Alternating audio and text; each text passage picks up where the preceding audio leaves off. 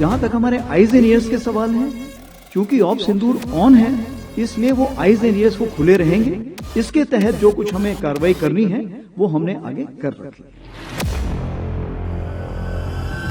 तो भारतीय सेना प्रमुख जनरल उपेंद्र द्विवेदी ने ऑपरेशन सिंदूर के बारे में खुलकर बात की है। उन्होंने कहा कि ऑपरेशन सिंदूर से हमने बहुत कुछ सीखा है और हमारी तैयारी पूरी थी। जनरल उपेंद्र द्विवेदी ने पाकिस्तान को कड़ी चेतावनी देते हुए कहा कि ऑपरेशन सिंदूर जारी है। भविष्य में किसी भी तरह के आतंकी या सैन्य दुस्साहस के लिए हम पूरी तरह तैयार हैं। कुछ भी हरकत होती है तो माकूल जवाब दिया जाएगा। भारत पूरी ताकत से जवाब देगा। जनरल उपेंद्र द्विवेदी ने कहा कि ऑपरेशन सिंदूर थल सेना, वायुसेना और नौसेना के तालमेल का बेहतरीन उदाहरण है। ऑपरेशन सिंदूर में 100 पाकिस्तानी सैनिक मारे गए। हाल ही में बॉर्डर के पास ड्रोन देखे जाने के सवाल पर आर्मी चीफ बोले कि वो बहुत छोटे ड्रोन हैं। हाल में देखे गए ड्रोन रक्षात्मक ड्रोन थे जो ये देखने की कोशिश कर रहे थे कि कोई कार्रवाई तो नहीं हो रही है। वो जांचना चाहते हैं कि भारतीय सेना कहीं कोई कमी या ढिलाई तो नहीं कर रही, जिससे वो आतंकियों को भारत भेज सकें। जनरल द्विवेदी ने बताया कि बॉर्डर के पास 8 आतंकी कैंप अभी भी सक्रिय हैं। अगर कोई हरकत होती है तो एक्शन जरूर लिया जाएगा। जहां तक सवाल है कि ऑपरेशन सिंदूर के टाइम जो फॉरवर्ड मूवमेंट हुए थे, forward movement over a period of time हमारे डीजीएमओ एग्रीमेंट के बेसिस पे इसको हमने कम करना शुरू किया था और इसको हमने वक्त दिया था कि तकरीबन हम इसको मई के आखिरी तक इसको हम पूरा करने की कोशिश करेंगे। और बीच बीच में डीजीएमओ टॉक्स होती रहती थी दोनों तरफ रीएश्योरेंस करने के लिए, ताकि कोई मिस इन्फॉर्मेशन न रह जाए। और वो रीएश्योरेंस के मद्देनजर हमने इसमें कार्रवाई की थी दोनों तरफ से। जैसे आपको पता है कि हम लोगों ने काफी मोबिलाइजेशन किया था, काफी हद तक मोबिलाइजेशन किया था। वो क्लासिफाइड है लेकिन काफी किया था, तो उस मोबिलाइजेशन को धीरे धीरे हमने सही जगहों पे पहुंचाया हुआ है। जहां तक हमारे आईज एंड ईयर्स के सवाल हैं, क्योंकि ऑफ सिंदूर ऑन है इसलिए वो आईज एंड ईयर्स वो खुले रहेंगे। इसके तहत जो कुछ हमें कार्रवाई करनी है वो हमने आगे कर रखी है।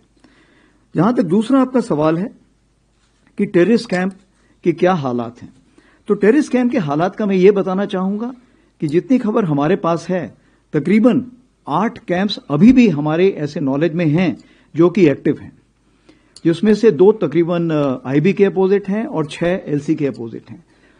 और इन कैंप्स में तकरीबन अभी भी हम समझते हैं कि किसी प्रकार की प्रेजेंस या ट्रेनिंग है, तो इसलिए हम उसके नजर रखे हुए हैं, उसकी खबर कोशिश करते हैं हासिल करने की। और अगर कोई ऐसे दोबारा हरकत हुई तो हम जरूर उसको, जो हमारा इरादा है, हम उसको जरूर अंजाम देंगे। दूसरा सवाल था आर्टिफिशियल इंटेलिजेंस के ऊपर। आर्टिफिशियल इंटेलिजेंस के ऊपर सबसे मैं पहले यह बताना चाहूंगा कि आर्टिफिशियल इंटेलिजेंस कोई ऐसी चीज नहीं है जो कि आज शुरू हुई है। ये आर्टिफिशियल इंटेलिजेंस हमारे साथ हमेशा रही है, चलती रही है। इसके मायने बदलते रहे हैं, इसके दायरे बदलते रहे हैं। तो जहां तक सवाल है कि इसको हमने कैसे यूज में लाया, इस्तेमाल किया, तो सबसे पहली बात करेंगे प्रेडिक्टिव एनालिसिस। जैसे आपको पता होता है कि हमें दुश्मन कहां पर जाएगा, कहां पर बैठेगा, इन चीजों के बारे में पहले से ही ज्ञान होता है और पहले जो एक पैटर्न बना होता है। तो ऐसी जगहों पे हमारे पास कुछ सिस्टम्स होते हैं जिसके बेसिस पे हम उसको मॉनिटर कर सकते हैं, और जो हमारी वार्निंग लाइन्स होती हैं उस लाइन्स को हम उसके हिसाब से एक्टिवेट कर सकते हैं। उसी प्रकार से अगर देखा जाए तो हमारा किल चेन जो है, जिसको हम बोलते हैं, किल चेन के लिए जरूरी है कि सेंसर टू शूटर जो कनेक्शन है वो अच्छा होना चाहिए, इफेक्टिव होना चाहिए और टाइमली होना चाहिए। इस किल चेन को हमने काफी इस बार इस्तेमाल में लाए और वो काफी इफेक्टिव होने के कारण हम सही जगह पर टारगेट को एड्रेस कर पाए। अब आगे आने वाले दिनों में आप क्या इसको चाहते हैं? आर्टिफिशियल इंटेलिजेंस हमें हर जगह चाहिए, चाहे फोर्स विजुअलाइजेशन है, चाहे एप्लीकेशन है, चाहे प्रिजर्वेशन है। उदाहरण के तौर पे मैं आपको बताऊंगा, जैसे एयर लिटोरल की हम बात करते हैं, इसमें हम देखते हैं कि बहुत ही ज्यादा ड्रोन्स इस्तेमाल होंगे और बहुत ज्यादा फ्लाइंग इक्विपमेंट इस्तेमाल होगा। तकरीबन 97% जो स्पेस है वो आर्मी के इक्विपमेंट से भरी रहती है। उसके लिए हमने कुछ कोशिश की है। सक्षम का हमने अभी एक कार्रवाई की है जिसके लिए ऑलरेडी काफी एडवांस स्टेज में है, जो एक ऐसा सॉफ्टवेयर बनाएंगे जो हमारे वहां पे फ्लाइंग इक्विपमेंट को मैनेजमेंट सिस्टम हमें प्रोवाइड करेगा। सेना प्रमुख उपेंद्र द्विवेदी ने कहा कि 8 मई से वेस्टर्न फ्रंट और जम्मू कश्मीर में स्थिति संवेदनशील बनी हुई है, लेकिन पूरी तरह से कंट्रोल में है। 2025 में 31 आतंकियों को खत्म किया गया, जिनमें से 65% पाकिस्तान के थे, जिसमें ऑपरेशन महादेव में मारे गए पहलगाम हमले के 3 हमलावर भी शामिल थे। जनरल उपेंद्र द्विवेदी ने कहा कि भारतीय सेना ने आतंकी ढांचों को ध्वस्त कर लंबे वक्त से चली आ रही परमाणु संबंधी पाकिस्तान की बयानबाजी का भी करारा जवाब दिया है। ऑपरेशन सिंदूर ने रणनीतिक धाराओं को बदलने के साथ साथ पाकिस्तान की कार्रवाइयों का माकूल जवाब देने में अहम भूमिका निभाई है। मिसाइल फोर्स के बारे में, तो क्या मिसाइल फोर्स की हमें जरूरत है? जवाब है हां। आज आप देखेंगे रॉकेट और मिसाइल दोनों एक दूसरे में शामिल हो गए हैं, क्योंकि अगर हमें इंपैक्ट में पहुंचाना है तो रॉकेट भी पहुंचा सकता है, मिसाइल भी पहुंचा सकता है।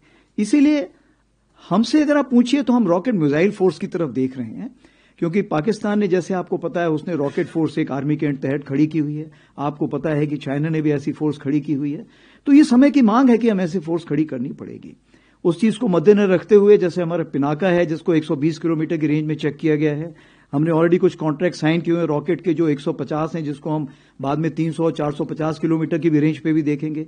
उसी प्रकार से आपने प्रलय के बारे में अभी सुना होगा, क्या कार्रवाई हो ही रही है। ब्रह्मोस तो आपको पता ही है। कुछ और भी ऐसे सैंक्शंस हमारे पास हैं जिसको हम आगे लेके जाएंगे। तो मैं यही आपको सारांश में बताना चाहूंगा कि ये समय की जरूरत है और इसको हम जितनी जल्दी इसको ऑर्गेनाइज करें उतना हमें इफेक्टिवनेस लाने में फायदा होगा। अब हम बात करते हैं पूनम जी की। पूनम जी ने पूछा है कि ऑप सिंदूर में पाकिस्तान के ऊपर कितना इफेक्ट पड़ा है और ड्रोन जो दिखाई दिए हैं उसके बारे में क्या कहना है। तो सबसे पहले मैं ये बताना चाहूंगा कि ऑप सिंदूर के बाद जो हमारा टेररिस्ट इनिशिएटेड इंसिडेंट है वो तकरीबन खत्म हो चुका है। मैंने आपको जैसे बताया कि उसी प्रकार से जो एक्टिविटीज हैं वो बहुत कम हो चुकी हैं। इसका मतलब ये नहीं है कि हमने J&K में कोई किसी प्रकार की कमी पेशी की है या कोई हमने किसी प्रकार की फौज को वहां से निकाला है। हमने उतना ही दबाव बना के रखा हुआ है। जैसे मैंने आपको बताया कि क्या वापस बाहर के जो कैंप्स हैं, जो वेस्ट साइड कैंप्स हैं, जिसके बारे में मैंने अभी बताया कि 8 कैंप्स अभी भी वहां पे एक्टिव हैं हमारी नॉलेज में, और उस पे अभी भी लोग बैठे हुए हैं। कितने बैठे हैं ये अलग अलग इसके सोच विचार हैं, बट हमारी तरफ से अगर देखा जाए तो तकरीबन 100 से 150 लोग हो सकता है वहां पर बैठे हों। जहां तक पॉलिटिकल रिटोरिक है या जहां तक जो हुर्रियत जो उस साइड है, पाकिस्तान है, क्या वो पूरी तैयारी कर रही है? मेरे हिसाब से पूरी तैयारी कर रही है। क्या पाकिस्तान उन लोगों को शह दे रहा है जो इस चीज को, रेडिकलाइजेशन को और लोगों को मोटिवेट करते हैं यहां पे आने के लिए? हाँ, वो कार्रवाई चल रही है। फंडिंग जो है, फंडिंग चूंकि अभी उसके तरीके बदल गए हैं तो तुरंत हो सकता है मैं उसका जवाब ना दे पाऊं। जहां तक हमारी अलर्टनेस है, लाइन ऑफ कंट्रोल में अलर्टनेस पूरी है, क्योंकि ऑपरेशन सिंदूर ऑन।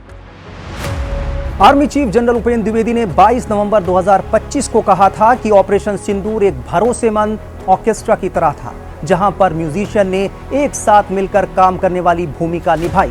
भारतीय सेना ने 22 मिनट में 9 आतंकी जगहों को तबाह कर दिया था। तो देश दुनिया की तमाम खबरों के लिए आप बने रहिए टाइम्स नाउ भारत के डिजिटल प्लेटफॉर्म के साथ।